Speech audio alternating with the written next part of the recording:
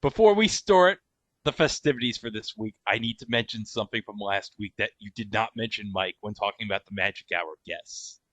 Oh, You forgot to mention someone who was coming off his second year in the NBA from Lower Merion High School by the name of Kobe Bryant. you did. Oh, I'm sorry about that. But yeah, he would have been the big rage in Los Angeles at this point. Yeah, entering his third year in the league. He was like starting to become big. Well, he also would have only been about 20 years old. So yeah, I mean, 20-year-old kid with all the talent in the world. And I don't want to say all the money, but you give a 20-year-old money and fame and I don't want to say power, but especially in LA, but yeah, that can get really big really fast. You give a kid grown-up money, watch what happens. Well, Yeah. not just if you give a kid grown-up money, but if you give a kid grown-up money and basically make him the next big thing in Los Angeles, watch what happens. But we're not here to talk about Magic and Kobe. We talked about Magic last week and the week before. It is time, Susan. Are you ready? This is your Money in the Bank episode. Are you excited? Are you ready? Come on, George. That's right. We are going to get ready for George. You want it, Susan, so let's do it. Oh, for fuck's sake.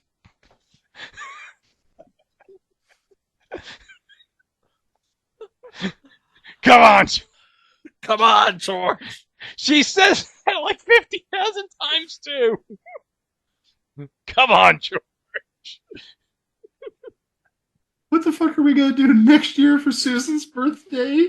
We're going to have to find something. Like I said last week, I have to talk to Joe Brown to create a Susan St. James AI. Am I gonna have to watch all of Macmillan and Wife just to think of something? You know, Greg, if you actually did that using AI to create Susan St. James, that might be actually the first good use of AI. What are you talking about? We make plenty of good use of AI on this show. We do the Let's Enhance.io stuff. And we do haikus and we do the sea shanties every now and then. Okay, I get that. But also at the same time, Let's Enhance.io gives us images where people have 8 fingers and other deformities which are not human. Or not just not human, but not realistic. Boy, Greg, we haven't even started the show yet. How about you introduce this whole thing? Oh, yeah, let's do this. An anthology about the bad, the short-lived, and the forgotten shows and events in television history. This is It Was a Thing on TV. Punisher! Control! Tell me before I change my mind! I give you Super Train.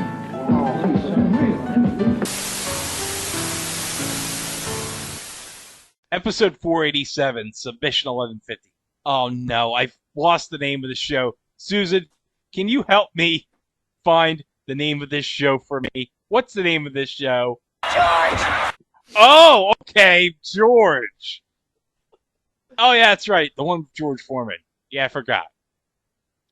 George aired on the ABC television network from November 5th of 1993 to January 19th of 1994 for 9 episodes. 7 less than your traditional crock block. Hey, we haven't used that term in a long time.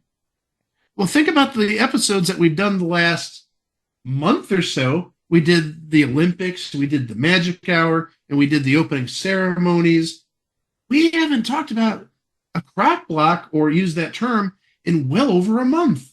In America, everyone is free.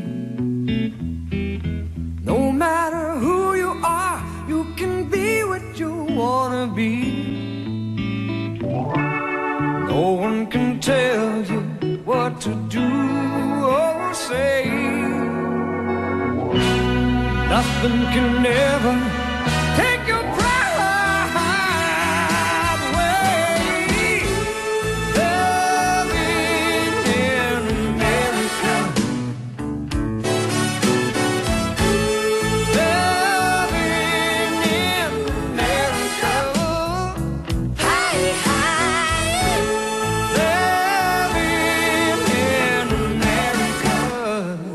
means everything to me. George Foreman. He was once a boxer, and now he's raising a family. It's not quite the Letterman family from The Late Show, where Michael B. Jordan, a young Michael B. Jordan, had a cameo in it. But still, it's George Foreman, and he's raising a bunch of kids. And none of them are named George. That's right. What a rip. None of them are named George. None of the kids are named George. What's up with that? George Foreman. The guy who's done everything.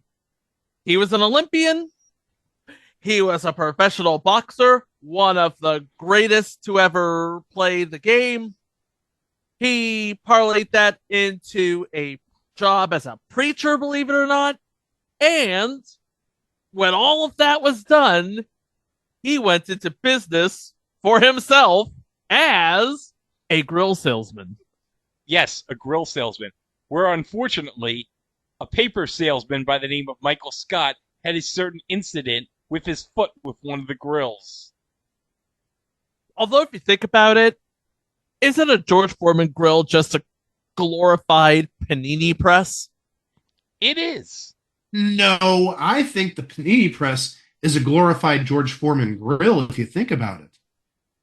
I mean, well, maybe outside the fact you don't really want to put like chicken breasts or hamburgers on a panini press to cook them, but I think it's a heavier duty type of Foreman grill if you really, really think about it in terms of, you know, the actual heft and the quality of the material. But no, George Foreman grill, good heavens, I love mine, and I've actually gone through, I think, two, and I'm on my third in the 15 years I've owned my house. I love them that much.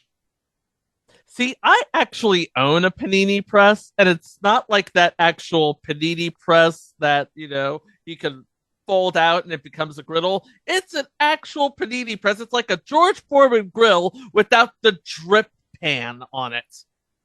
Also, the George Foreman grill does work as a good panini press. Trust me, I've done like hot Reubens in the George Foreman grill, melting that Swiss cheese. Oh, it does make good sandwiches. But the thing is, the George Foreman grill can be used as a panini press, but it doesn't go the other way around. You can't use the panini press as a George Foreman grill. Just a little tip from me to you guys. So what does he do with his time after he's done in the ring? That, believe it or not, is the central plot line to this show. Here he is, a retired boxer by the name of George Foster. Wait, hold on. You mean George Foster, the home run hitter for the Cincinnati Reds back in the 70s? And was with the Mets in the 80s, don't forget. No. Oh, I would have loved to have seen like cameos from like Pete Rose and Johnny Bench and all the others from the Big Red Machine. Joe Morgan. Sparky Anderson. How could you forget the manager? Yeah, Joe Morgan, Tony Perez, Johnny Bench. Oh, yes, Johnny Bench, obviously. But I didn't mention this in any of the previous episodes. At the National, I was going for Corey Kluber's autograph, and next to him was Johnny Bench. It took every fiber of my being not to yell, "I love you on the baseball bunch. You're a part of my childhood." I didn't think that was appropriate. And I will also add, he looks really old. Now, I know he is. He's, I think, in his late 70s, maybe even early 80s, but I think late 70s. But he is really showing his age. But nice talkative guy from what I could tell while waiting in line. Anyhow. George Foster, much like George Foreman, in his mid-40s, retired from the ring, has his own business where he's just sitting around collecting money. Wait, he's sitting around collecting what? He's sitting around collecting Jimmy! He's collecting Jimmys. Why is he collecting sprinkles?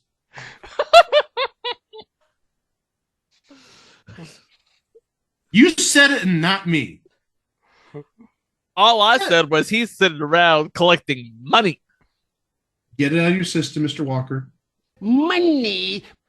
Where his wife, Maggie, is basically saying, you can't just sit around the house and do nothing. You've made a life being this big professional boxer. It's time for you to make a life doing something else. And he said, shut up, bitch. I've got a grill on the market. He never mentions the grill. Was the grill even around in 1993? I'm on the case. I think the grill was around 1985 because I think the legend is Hulk Hogan, I think, was originally going to be the person for the grill because him and George Foreman had the same agent. But the legend goes he missed the call and George Foreman got the grill instead. I have the answer, and the person who created the George Foreman Grill, even though George Foreman's name wasn't officially attached to it, the patent was on November 15th of 1994, so just a little under a year after the show got canceled. And also, it was called, and I remember this now that I see this, the Lean, Mean, Fat-Reducing Grilling Machine. And I think it became the George Foreman Grill because George promoted it so much. It's a real knockout package. That's what the couch said when J.D. Vance, never mind. Hey, under 3 months until the election, get used to these jokes because after November, they're all being put away because they're going to be totally useless. They're going to be as useless as a Let's Go Brandon t-shirt. We can only hope. It's going to be as useless as a Cleveland Indians 2016 World Series t-shirt. I shouldn't be laughing because I know how you feel about that. No, yeah, you know how I feel about it. I just made a joke about it. I think that tells you how I feel about it. Yeah, all the people in Honduras, they're wearing their New England Patriots Super Bowl championship shirts and their Cleveland Indians World Series champs 2016 shirts. I only hope they're wearing some New York Mets 2015 World Series champion shirts. Carolina Panthers Super Bowl 50 shirts, just saying. Yeah, I forgot that season. Everything for that Super Bowl 50 was gold. It was gold everything. Surprised they didn't bring back the solid gold dancers that season. Could you imagine the solid gold dancers from the 2015 season? I didn't know Darcel still had moves like that. I didn't know a woman could dance like that with a walker. The only thing missing would be like in the movie Scrooge where Harry Lou Retton shows up as Tiny Tim saying, God bless us, everyone! I bet you listeners wish we went back to one episode a week now. Taking his wife's advice, George leaves his two kids alone, V and Bubba, to go to her high school and act as sort of a guidance counselor. He's basically taking the Joe Namath role in previous entry, The Waverly Wonders. Only he's not a teacher. He's more of a program administrator because he goes to the school to set up this program for at-risk youth. I think maybe the word you're looking for is mentor. Thank you. He's a mentor to a group of kids who just want to beat the tar out of each other until they meet Mr. Baldy. Don't say that to his face, Mr. Baldy. No, you can't say Baldy to his face. He'll look at you, and then you'll be like, oh, sorry, Mr. Baldy. True story. It's in the pilot. We'll go over this in a moment, but let's talk about where this show came from, because this show was actually written by a lady by the name of Norma Safford Vella, who was behind previous entry Davis Rules, believe it or not. She was also working on Sabrina the Teenage Witch, The Jersey on the Disney Channel, VIP in syndication. 2012's Rob. No, that's upside down exclamation point, Rob exclamation point. That's the official title. Oh, sorry, Rob. What a piece of shit that was. How diverse of a career. Davis Rules, VIP, Rob. What are 3 TV shows that have never been in my kitchen? No, seriously. Davis Rules. You know how I feel about that. Love that show. VIP. Good heavens. That was the stuff of dreams back 20, 25 years ago. Watching it at like midnight or 1 a.m. Oh, by the way, in case you don't know, VIP reruns on MeTV Plus. Oh, They show 2 hours of it every morning, weekday morning, I should say. So if you want to get up in the morning, Good night, everybody. well, now I have another excuse to watch BTV Plus other than The Streets of San Francisco, a Quid Morton production. A Quinn Martin production. It's not a QM production? No, on the FBI, it's a QM production.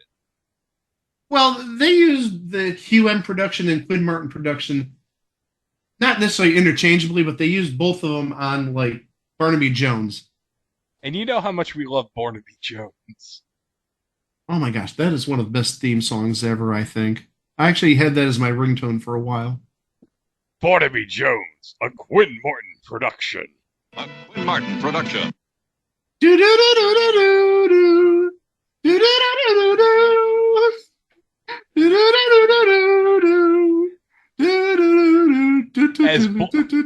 do do do. As Blade Braxton said, God rest his soul, the opening reminded him of the opening of Tic Tac Toe. Yes! Yes, I remember that! The opening of Tic Tac Toe, even though it was 25 squares, and I'm surprised it wasn't like something to do with concentration or something.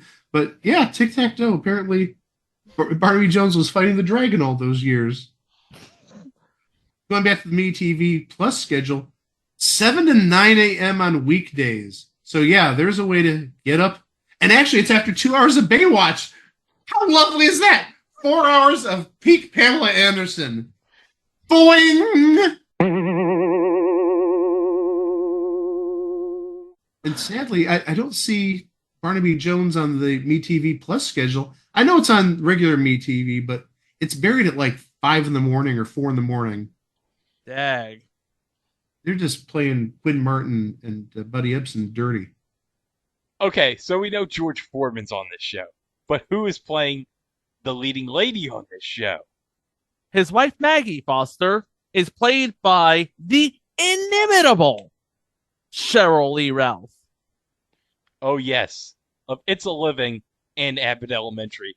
So, since I brought up It's a Living, I have to bring up Crystal Bernard, who is on my favorite show, Wings, which we know about 187 episodes for the first time ever on this podcast. I mentioned I love Wings.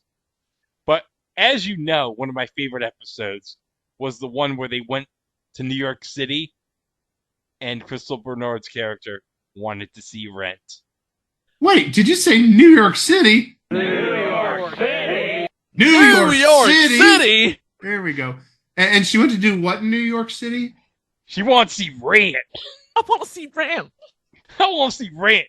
I want to see Rent. And you know what's funny?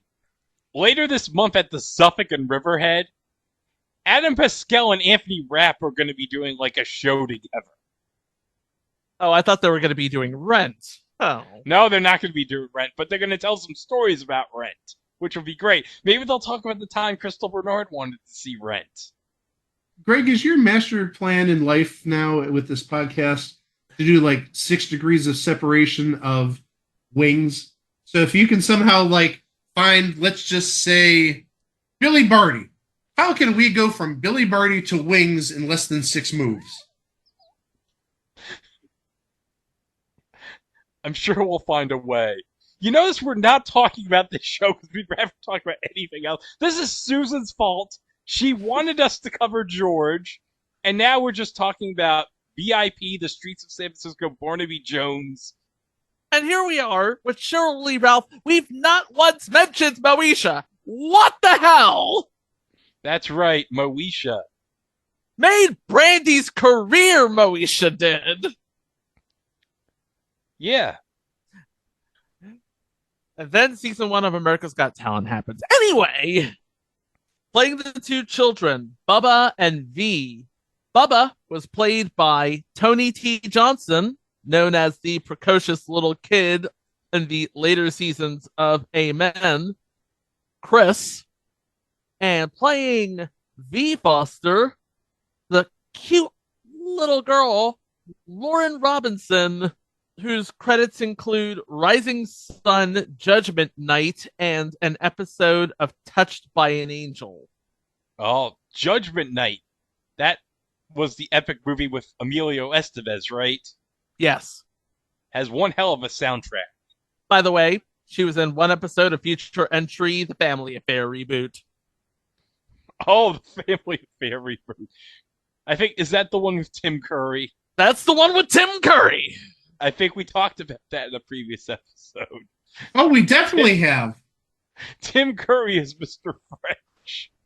And I think we're legally obligated to play the clip from The Critic with Marlon Brando as Mr. French. Forget that, Greg. Your version was so much better. We are playing that instead. Buffy, Jody, for lunch I made peanut butter and banana chips. Would you make a sandwich for my doll, Mrs. Beasley? Yeah, sure. I was like, give it a sandwich for your stupid little dog. Did we mention that this family has a housekeeper? What? I didn't know they had a housekeeper on this show. This family has a housekeeper. Her name is Juanita, and she's played by Anne Haney. She was Greta in Liar Liar. Oh, yes. Sadly, no longer with us. She died in 2001. Hold on a second. She was the social worker in Mrs. Doubtfire. How could you forget that, Chico? How could you not forget she was in Mrs. Doubtfire? The mind escapes me right now. Did you know Mrs. Doubtfire is my Robin Williams movie Wings? I thought that would be Patch Adams. No. Screw Patch Adams. Mrs. Doubtfire's where it's at. And you know what? That movie, it made Pierce Brosnan and made him James Bond. Let's not forget that. I always thought Remington Steele made him James Bond because he was doing Remington Steele when he was optioned for James Bond and he couldn't do it because he was doing Remington Steele at the time. He was this close from being James Bond in 87. This close. But instead they got Timothy freaking Dalton. They got Rassilon. They got Mr. Pricklepants. The Lord High President.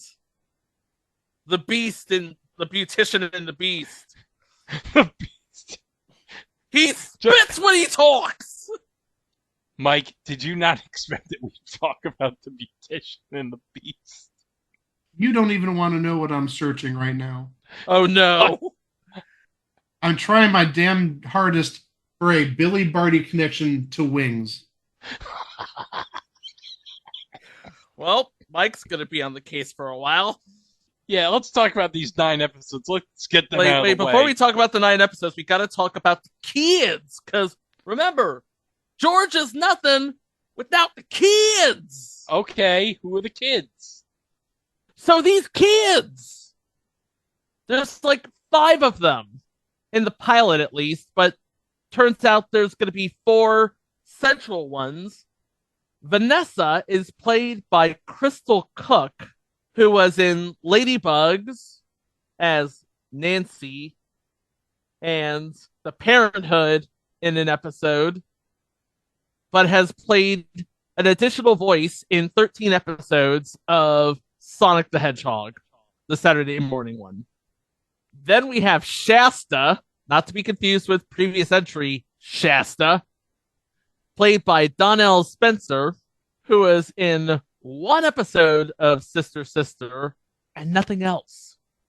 Then we have Daniel Hickok, played by Cleandre Norman. Cleandre Norman was in episodes of If Not For You, The Shield, Without a Trace, and The Client. And I have a phone call. Give me 1 second. Well, while we're doing that, let's just play this in the meantime while we're waiting.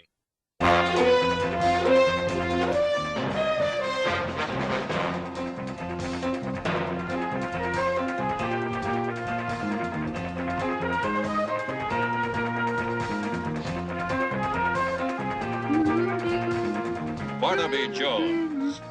Quentin Starring Martin Buddy production. Ebsen. Also starring Lee Merriweather. With guest stars Bradford Dillman, Bradford Dillman. Robert Hogan. Robert Hogan. Special guest star William Conrad. Tonight's episode, Requiem for a Son. The narrator of Rocky and Bullwinkle himself. Oh my gosh. Are we gonna find out the Danish had a son?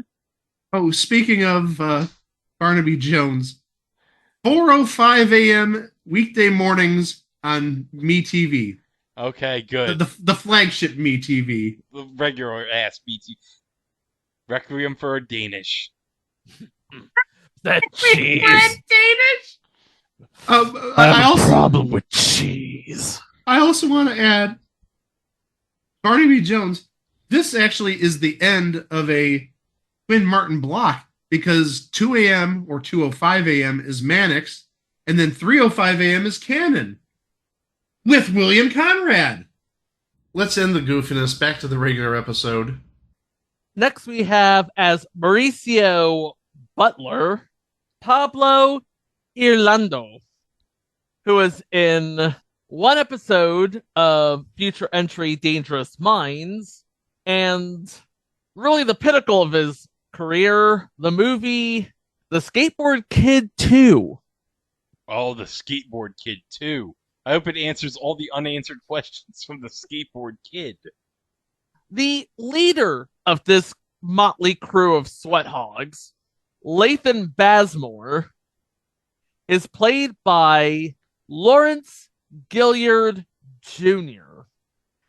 And of all the kids on this show, he's perhaps had the most fruitful career. He was in 25 episodes of The Deuce, 20 episodes of The Walking Dead, and 18 episodes of The Wire. And he was in Clipped, if you remember that. Oh, the Ed O'Neill series about Donald Sterling's fall as the Clippers owner. Who did he play on Clipped? He played Grady Rivers. He played Doc's son? Yeah, that's what I said. Wait, Doc's son? Oh my gosh. Wow. Wait, he had another son besides Austin? Yeah, apparently. You know what was weird about Clipped? Do you remember those random scenes in the sauna where Lawrence Fishburne encountered LeVar Burton? What was up with that? So there you go. That's the cast. Now let's talk about the episodes, because you don't just walk into high school without some shenanigans happening, right?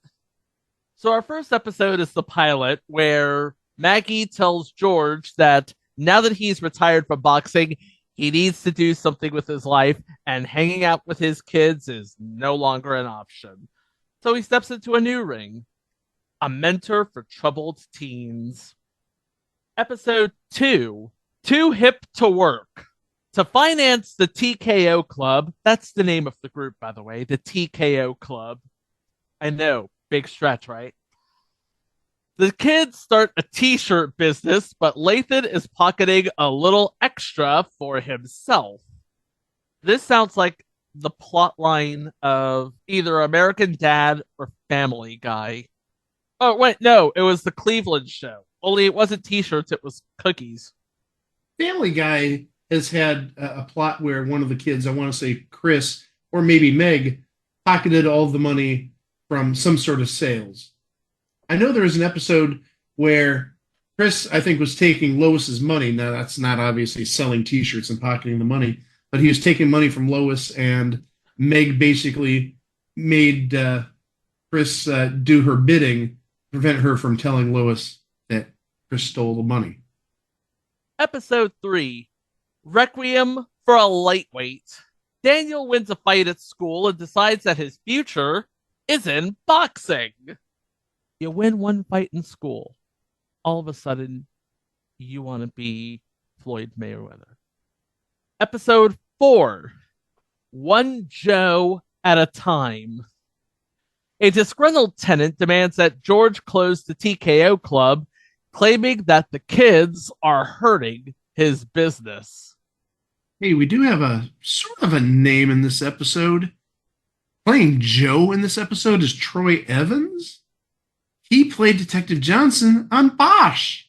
And also, he played Frank Martin on 129 episodes of ER. Episode 5, Nobody Up There Likes Me. An unauthorized biography exposes George's unsavory past. Paul Eiding guest stars as a character named Wally. Paul Eiding from the Transformers, the movie where he played Perceptor, and also played Max Tennyson on Ben 10 and Colonel Roy Campbell in the Metal Gear Solid games. Episode 6, Society Girl. Shasta deals with her absent father's return. And we do have a guest on this episode. I've noticed that the guests are kind of few and far between in these shows. A lot of the episodes don't have any guests. This one, not a big guest. Playing Mr. Jasso is Dan Tullis Jr. Where you'd know him, he is Officer Dan on Married with Children. But also, if you listen to the radio, he has done ads, for probably, I'm guessing 15 to 20 years at least, for like term life insurance. That's his big thing nowadays. I don't know if he's retired from television or what have you, but yeah, he comes on saying, I'm Dan Tullis, and he doesn't say, I was Officer Dan or anything like that. But the thing is, he sells like term life insurance on the radio and in radio advertisements. I have to wonder if Mr. Jasso is the absent father in this situation. I don't know the answer with 100% certainty, but taking a look at the people on this episode, it is highly possible. Episode 7, Homeboy is Where the Heart Is. George provides a homeless Lathan a job as a security guard at Foster Plaza. He has his own plaza. He has his own plaza? Apparently, that's how rich George is. By the way, Troy Evans returns as Joe, but playing Marion, Mother Love. You mean from the series Forgive or Forget? Oh my gosh. I'm sorry I called that one up. I don't know what recesses of my mind that one came from, but yeah, Mother Love and Forgive or Forget like 25 years ago. Good heavens, help me. She's also a radio presenter. She was on KLSX, K-Big, K-Ace, and KFI, all in the Los Angeles area. She was on 5 different radio stations in the LA area. That's something. I love that there was a radio station called K-Big. And what was the other one? KLSX, which now is KNX FM. Okay. What was the other K station that forms the word? K-Ace, which is now KRCD, and KFI, which is a legacy radio station. All right. Well, they're now K-Rock. The original K-Rock. 92.3 on your FM dial in New York City. No, they've gone through like a bunch of format changes over the years of K-Rock. Episode 8. Oh, Lord have mercy. Rap Master Shasta. Maggie enters Shasta into a rap contest. And the final episode, Man of the Year. George goes to a banquet to receive an award, while Juanita and the kids watch horror movies. With plots like this, I cannot believe this lasted only 9 episodes. Well, funny you mentioned that. I'm going to go with the expectation we had before the show, because George Foreman, he did the rounds promoting this show, right? He said, and now I'm quoting, "This is a whole new world for me. The only thing I know about acting is that I'm not an actor, but I've had a lot of coaching. Tony Danza, who, by the way, was the executive producer of this show, told me it's a lot like boxing. only he's promised me that the camera will not hit me back. I've been saying I'm through boxing for 6 years every time I come home with a big swollen eye, but it never seems to work out that way. I still feel like a boxer. Well, one episode in, and everybody tended to agree with him. From Variety, Assad Khalada, which is the director, you know him from his work on Who's the Boss, he directs to little comedic effect, but chalk up points for George's mixing blacks and whites in sitcomville, where such a notion is rare and welcome. Opening round may not be Foreman's finest, but it pokes holes in some barriers. Now, the show itself premiered as a preview on Friday, November 5th, with a plush time slot in between Family Matters and Step by Step on the TJF lineup. And it got some decent ratings. I believe it won its time slot. Family Matters got a 13.9. George got a 13.5. So, you keep it on Friday, George may very well stand a chance. So what does ABC do? They decide to air it on Saturday instead. Oh, I didn't jump in soon enough. I was going to say they moved the show to a different time spot. Oh, and Saturdays, The Dead Zone. Really good ABC. George was paired with the second season of Where I Live at the 8 o'clock hour. And here's the thing. Where I Live was doing really good numbers on another day of the week, but there's a reason why Where I Live is on the list. Anyway, George and Where I Live at the 8 o'clock hour up against Cops on Fox and Dr. Quinn, Medicine Woman. What was NBC airing at that time? I'm glad you asked. They were airing The Mommies and Cafe Americain. The Mommies? Yeah, The Mommies. Marilyn Kentz and Karen Christensen. Oh, I heard they're good friends. And then you have Cafe Americain with Valerie Bertinelli. And let's be honest, I will watch Valerie Bertinelli in anything. Now, hold on a second, guys. In this episode, we mentioned both Tony Danza and Valerie Bertinelli. And if you remember, they were in the parody TV movie on Joe when he was in the Special People's Games. So you know what that means. You'll never make it, Joe. Why don't you just give up? Mike, are you so happy you got to listen to Alex Rocco as B. Arthur playing Peter Griffin again? Oh, I'm not putting the clip in. I'm like your version better. Alex Rocco never fails to disappoint me. I almost feel at this stage of this episode, I need to apologize to our listeners that we have entirely more fluff than there actually is to George itself. It was only 9 episodes. We have to pad it out. Now, hold on, guys.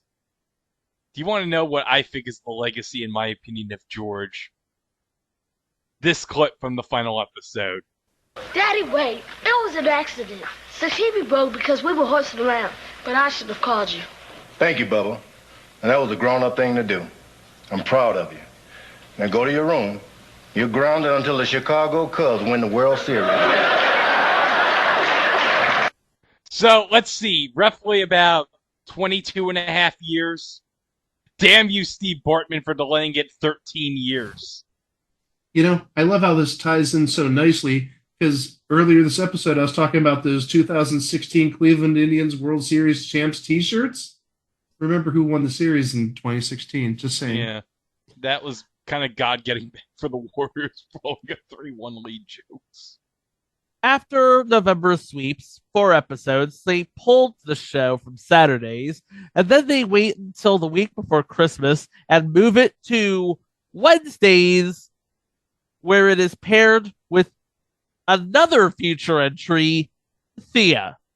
Oh, jeez. Which also had Brandy on it, and Shelton Benjamin's mom. It did hold its own against other time slot occupants, The Nanny and the second halves of 90210 and Unsolved Mysteries, but by that time, the damage had already been done. It ran out the remainder of its run, and then ABC decided to knock out George on January 19th, 1994.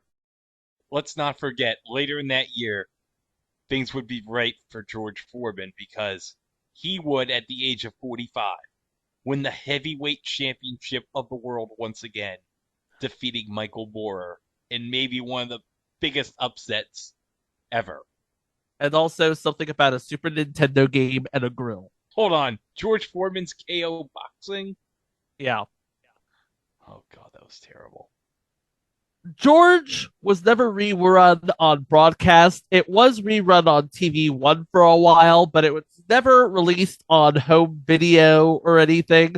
However, thanks to our good friends at Rare Gems on YouTube, you can watch all 9 episodes. So have at it. Yay. I'm sure Susan is very excited. Susan, are you excited that you can watch all the episodes of George that you want now on YouTube? George! Yeah, I know. ABC hoped it had a real knockout show on its hands, a real knockout package for the entire family. Unfortunately, after 9 episodes, George was down for the count, and it became a thing on TV. You like these boxing puns? Are they doing anything for you? Sure. Well, folks, that's going to do it for this episode. But remember, you can always go to our website over at itwasthathingontv.com. We can listen to the 486 episodes that precede this one. And we got all sorts of great bonuses there, including minisodes, live shows, extended versions of previous episodes. We got the one with the Olympic triple cast we did a couple of weeks ago that we put up for you. The whole works. And remember, we are on all social media, including Instagram, Threads, and Mastodon over at It Was a Thing on TV, except for Facebook, where we are at It Was a Thing on TV podcast. And remember, if you want to follow us on Mastodon, search for us at It Was a Thing on TV, at TVWatch.party. And remember to subscribe to us wherever fine podcasts we stream over at Apple, TuneIn, iHeart, Audible, etc. And don't forget we are on YouTube, where you can like and subscribe to the channel. And don't forget to hit the notification bell on YouTube to be informed of all future uploads on the channel, including what will come up on the podcast next time. Well, guys, we are approaching a 25th anniversary of a monumental event in American game show history. And I got one thing to say. Will this be your final answer? I think the final answer is yes, we thoroughly enjoyed it, and it revived the game show genre, but also it sort of spun off into the reality genre. And it revitalized Regis's career. No, his career did not need revitalization. He had been hosting Live with Regis and Kathy Lee for what, like 13 years at this point? 12 years? I think 11 years in syndication, but going back to like when it was the morning show on WABC, maybe 15 years. And actually, at this point, 1999, wouldn't Kelly Ripa have started roughly around this time? No, Kathy Lee's last year was 2000. I said roughly around this time, so I'm not far off. But yeah, next time we're going to talk about, I think the best way of describing it is a game show zeitgeist of sorts. Right here at It Was a Thing on TV. Thank you very much for listening. Take care of each other. Stay safe. And we'll catch you on Thursday. We're back to 2 episodes per week. Come back Thursday and you'll get that episode. Woohoo! Wow! Hey guys, I did it. I'm going to connect Billy Barty to Wings. Billy Barty, he was on the Croft Super Show. Also on the Croft Super Show was Michael Lembeck. And Michael Lembeck was on One Day at a Time. Who else was on One Day at a Time? Pat Harrington Jr. And Pat Harrington Jr. was a celebrity player on the final week of Blackout. The other celebrity player on that final week of Blackout? Crystal Bernard, who was on Wings, which we found out 187 episodes ago is Greg's favorite TV show. Bam, done. Thank you very much. Microphone drop, end. I'm going to go get my food since my parents just came back. So, but before that, How about I play some more Quinn Morton opening goodness? Here we go. Oh, yes.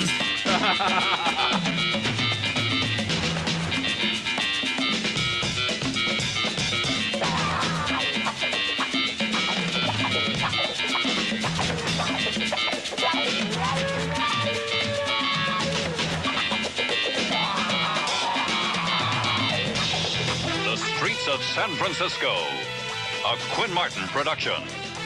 Starring Carl Malden. Also starring Michael Douglas. This is going to give me epilepsy. With guest star Earl Holliman. Earl Special Holliman? guest star Jessica Walter. What? Here's $50. Go see a Star War. Tonight's episode, The Stamp of Death. Ooh! The Stamp of Death! Now, I'm sorry, Earl Holliman and Jessica Walter? That's heaven right there. That's a stacked guest lineup. Those were the only two guest stars. Quinn Martin was like, you know what? This is so good. We're not going to have any more guest stars in this episode of The Streets of San Francisco. Also, one thing I appreciate about Quinn Morton, everything's an act. There's Act 1, there's Act 2, there's Act 3, Act 4, and then there's the finale. Okay, I have something I want to share with you. Since you're talking about Quinn Martin show openings. Yeah. So I was doing a little bit of searching, pulled up the Quinn Martin Wikipedia page just to get an idea of some of the shows that he did. And one of the opens I found was his last show called A Man Called Sloan. Oh, I remember. Yeah, A Man Called Sloan. Yeah. I remember that. It ran for like 12 episodes. It doesn't have an announcer like the other shows. But then I did a little bit more searching, and I'm sure you've heard of this one. You've heard of Dan August? Yeah. Burt Reynolds? Yeah. Okay. I want to show this open, and I just want to blow your friggin' mind, because there's not one celebrity guest that's going to just blow your mind. There's two.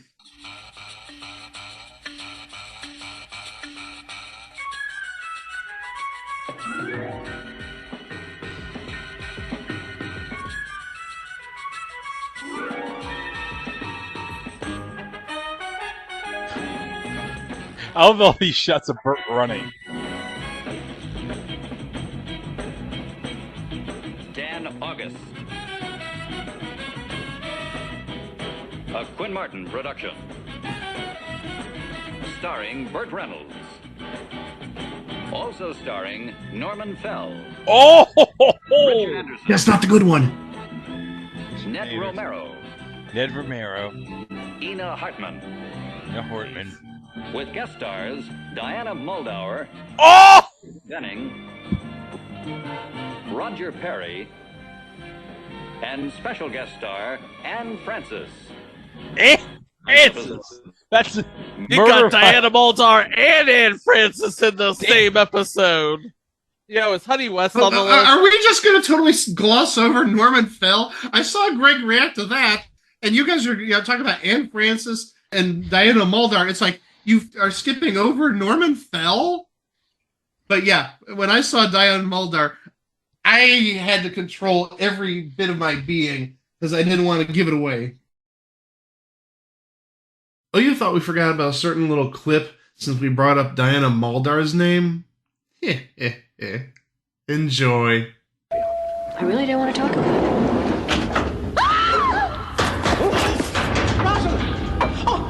Oh my God!